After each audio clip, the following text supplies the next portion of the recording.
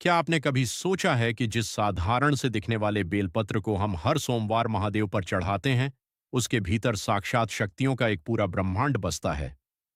आखिर एक बेल के पत्तों में ऐसा क्या है कि उसे चढ़ाते ही महादेव का रौद्र रूप शांत हो जाता है?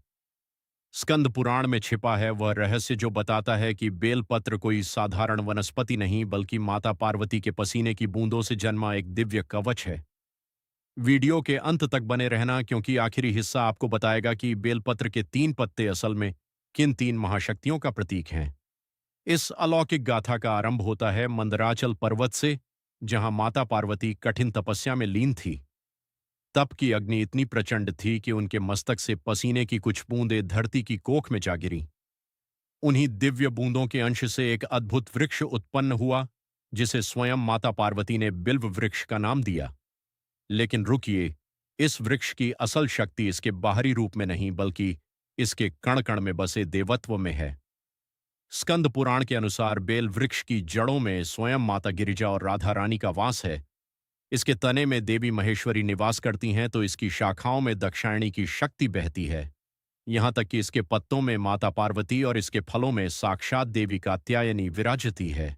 क्या आप जानते हैं, इसके नुकीले कांटों में भी करोड़ों शक्तियों का पहरा माना गया है। अब प्रश्न उठता है कि आखिर महादेव को यह इतना प्रिय क्यों है? महादेव का स्वभाव अग्निमय और रौद्र है। वे विष के प्रभाव और ब्रह्मांड की ऊर्जा को अपने भीतर समेटे हुए हैं। बेलपत्र की प्रकृति अत्यंत शीतल और शुद्ध होती है। जैसे ही यह पत्ता शिवलिंग को स्पर्श करता है, यह महादेव की उस प्रचंड ऊष्मा को सोख लेता है और उन्हें परम शांति प्रदान करता है। इसके साथ ही इसके 3 पत्ते कोई संयोग नहीं है।